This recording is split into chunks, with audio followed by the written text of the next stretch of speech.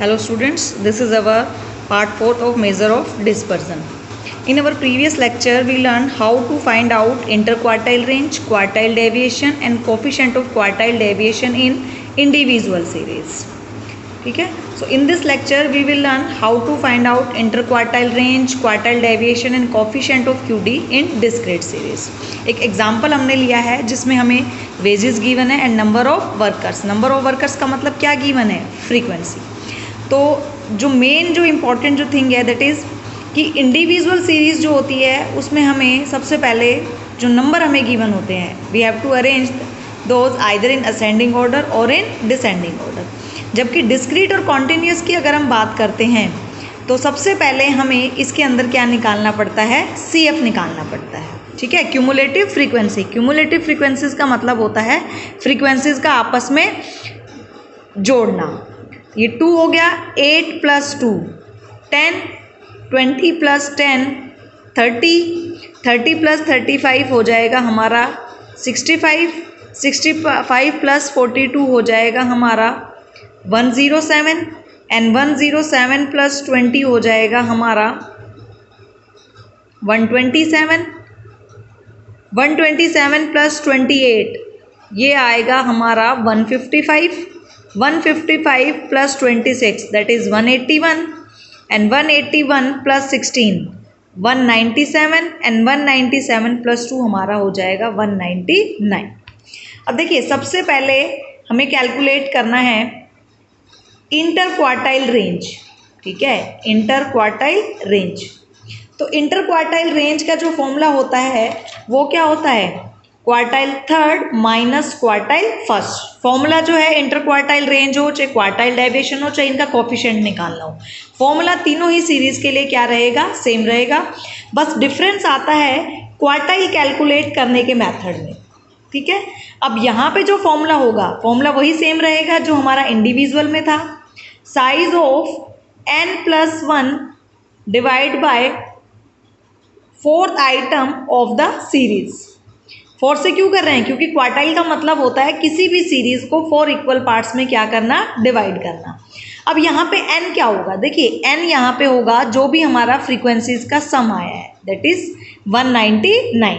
अब 199 पुट कीजिए यहाँ पे +1 डिवाइड बाय 4, 200 डिवाइड बाय 4 तो ये हमारा आ जाएगा 50th आइटम. 50 याद रखना, 50 यहाँ पे आपका कोई आंसर नहीं है. 50 हमारे पास यहाँ क्या आया है? 50 यहाँ आई है हमारे पास क्वार्टाइल फर्स्ट की वैल्यू. ठीक है, अब सबसे पहले अब उसके बाद हम कैलकुलेट करेंगे the value of quartile third. तो क्वार्टाइल थर्ड का फॉर्मूला क्या हो जाएगा? Size of 3 × n+1 divide by fourth observation. Clear? अब 3 × n+1, n+1 डिवाइड बाय 4 को जब हमने सॉल्व किया तो हमारे पास क्या आया? 50. हम डायरेक्ट वैल्यू पुट कर देते हैं तो ये आ गया 150th ऑब्जर्वेशन जो. अब यहाँ पे 50th आइटम का मतलब क्या है? यहाँ पे हम किस में चेक करेंगे? CF में. तो सबसे पहले 1 जो 50 है वो कहाँ लाई करेगा? देखिए यहाँ 2 है, यहाँ पॉसिबल नहीं है, यहाँ भी पॉसिबल नहीं हो सकता, यहाँ नहीं हो सकता. 65. ठीक है, तो 65 के सामने जो आपकी x की वैल्यू होगी that will be the value of your quartile first. Similarly quartile third के लिए हमें चेक करना है 150th. तो 150th हम यहाँ पे चेक कर सकते हैं कि यहाँ आया होगा सबसे पहले. तो यहाँ जो इसके सामने x की वैल्यू है वही हमारी क्या हो गई? क्वार्टाइल थर्ड की वैल्यू हो गई.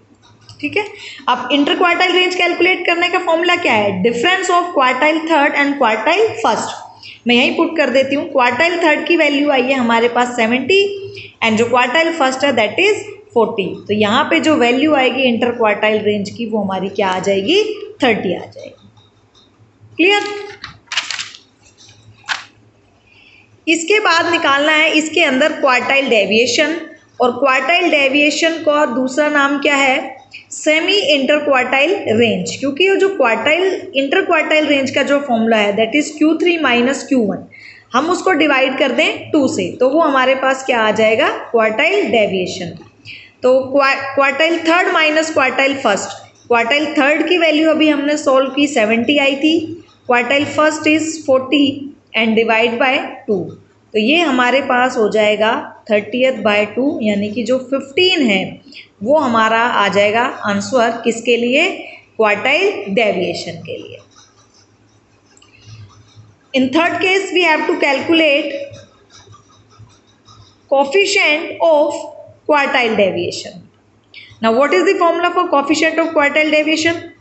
Quartile third minus quartile first, quartile third plus quartile first।